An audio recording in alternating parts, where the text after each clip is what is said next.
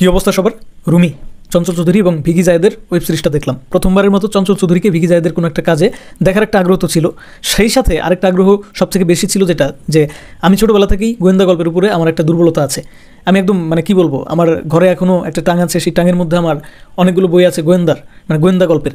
সেই জায়গা থেকে এই গল্পের প্রতি একটা আলাদা টান অনুভব করা, এবং এই সিনেমাটা, অর্থাৎ এটা তো একটা সিনেমাই বলা যায়, কারণ সিনেমার মতো ডিউরেশন, বাট এটা একটা ওয়েব সিরিজ হিসেবে ঠিক আছে, কেননা গল্পটা খুবই স্লোলি আগাইছে। যাই হোক, সেটা নিয়ে আমি পরে কথা বলতেছি। এটা দেখার প্রতি আগ্রহটা ওই যে এখান থেকে, যে আমি আসলে গোয়েন্দা ভিত্তিক গল্পগুলো খুব পছন্দ করি, আর ভিকি জায়েদ মানে তো একটু অন্যরকম কোনো কিছু হয়, সেই যে একটা আগ্রহ, সব মিলিয়ে এই গল্পটা নিয়ে শুরুর দিনই আমি রিভিউটা দিতাম, কিন্তু দিতে পারি নাই, কারণ অনেক বেশি ডিউরেশন ভাই। এত লম্বা একটা গল্প দেখার জন্য একটা আলাদা সময় বের করে তারপর না দেখতে হবে। তো এর আগে যতগুলো রিভিউ দিছি, দেয়ালের দেশ, তারপর রাজকুমার, এগুলো রিভিউ রেডি করতে করতে দিতে তারপর অন্যান্য প্রসঙ্গে অনেক সময় ব্যয় করে এই রুমি নিয়ে আর কথা বলা হয়ে ওঠেনি। তো অবশেষে গতকালকে সময় নিয়ে রুমি ওয়েব সিরিজটা সম্পূর্ণ দেখা শেষ করলাম, এবং দেখার সময় আমার অনেক মিশ্র প্রতিক্রিয়া হচ্ছিল। অর্থাৎ এমনও না যে এই গল্পটা, এই রুমি ওয়েব সিরিজটাকে আমি খুব শর্টকাটে বলে দেবো যে ভালো লাগে নাই, আবার এমনও না যে আমি বলবো যে আহামরি খুব দারুণ হয়ে গেছে, না জানি কি হয়ে গেছে, কখন এরকম ওয়েব সিরিজ আমি দেখি নাই।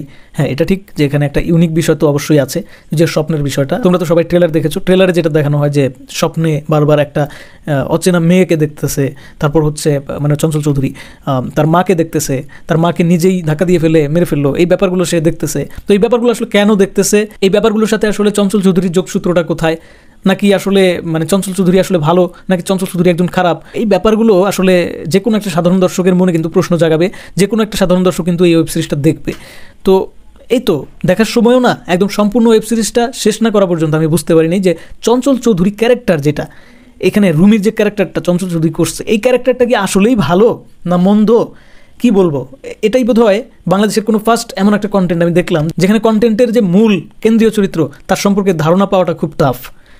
একদম শেষে গিয়ে ধারণা আমি যেটা পেলাম, সেখানেও একটা গলিজ রেখে দিছে তারা পরবর্তী সিজনের জন্য অপেক্ষা করতে বলছে। অর্থাৎ পরবর্তী সিজনে হয়তোবা এই যে রহস্য, সেই রহস্যের জাল ভেদ করা সম্ভব হতে পারে। তো আমি বলবো যে থ্রিলার ঘরানার মুভি অথবা থ্রিলার ঘরানার ওয়েব সিরিজ যেটাই বলি, অথবা এই যে গোয়েন্দা ক্যারেক্টারগুলো, এগুলো যারা আসলে এনজয় করে তাদের কাছে এই রুমিটা অসাধারণ লাগবে, ইউনিক একটা কাজ হিসেবেই গণ্য হবে। কিন্তু যারা আবার ওই যে ফাস্ট ফরওয়ার্ড কাজ দেখে অভ্যস্ত, যারা কিন্তু মারমার কাট কাজ দেখে অভ্যস্ত, তাদের কাছে এটা একটা বোরিং একটা কনসেপ্ট ছাড়া আর কিচ্ছু মনে হবে না, একটা বোরিং গল্প ছাড়া কিচ্ছু মনে হবে না। মনে হবে যে কি দেখলাম, কি দেখতে বসছি, শেষ হয় না কেন, 2 ঘন্টা 46 মিনিট, এত সময় কেন।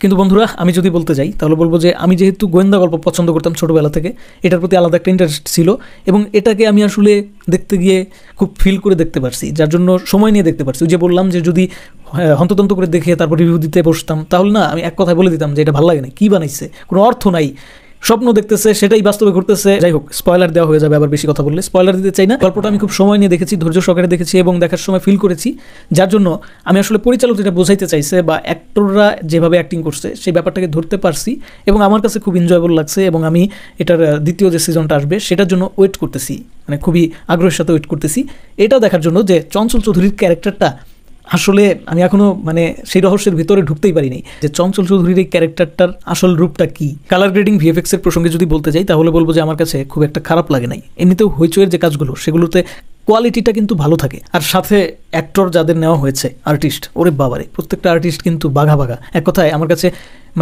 চঞ্চল চৌধুরী, সজল, এই দুইজনের মধ্যে যদি আমি কম্পেয়ার করি, বর্তমানে সজলও কিন্তু কম ভালো অভিনয় করছে না।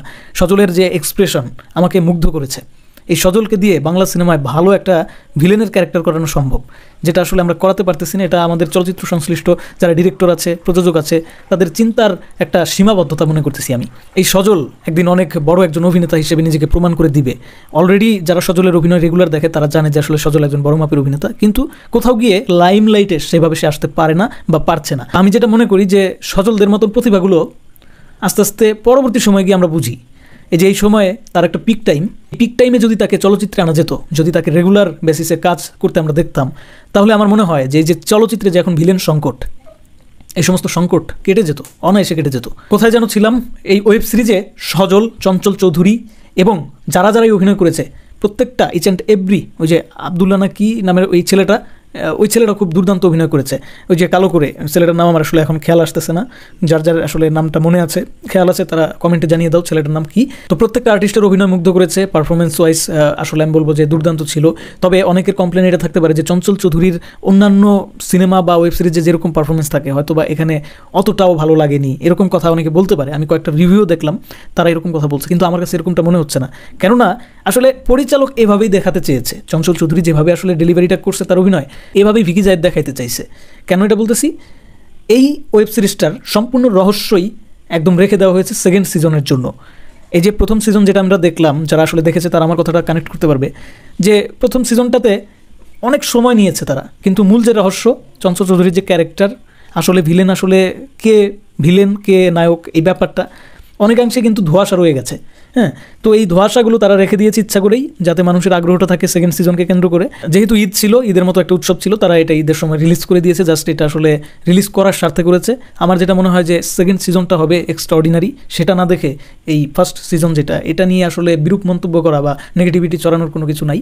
আমার মনে হচ্ছে যে সেকেন্ড সিজনটা এমন কিছু হতে যাচ্ছে যেটা আসলে বাংলা ওয়েব সিরিজের একটা আলাদা একটা স্বাক্ষর রেখে যাবে। কারণ আমরা সবাই জানি যে ভিকি জায়েদ একটু আলাদা ধরনের গল্প বলতে চায় সবসময়। ভিকি জায়েদ একটা আলাদা লেভেলের একটা ডিরেক্টর। ভিকি জায়েদের মতন বাংলাদেশে আরেকজন ডিরেক্টর আসলে খুঁজে পাওয়া যাবে কিনা, অথবা আমি আসলে দেখেছি কিনা আমার আসলে মনে পড়তেছে না। কোনো রকম স্পয়লার আসলে আমি দিতে চাচ্ছি না, এই জন্য আমি আসলে গল্পটার কোনো কিছু এখানে বললাম না। তবে কেউ যদি আমাকে এক কথায় উত্তর দিতে বলে যে রুমি ওয়েব সিরিজটা আসলে কেমন লেগেছে আমার, তাহলে আমি এক কথায় উত্তর দিতে পারি যে গোয়েন্দা গল্প হিসেবে এটা দারুণ উপভোগ্য, যদি আপনি সময় নিয়ে দেখতে পারেন, যদি আপনি ভিতর থেকে একজন গোয়েন্দা গল্প লাভার হয়ে থাকেন। ধন্যবাদ সবাইকে ভিডিওটি দেখার জন্য।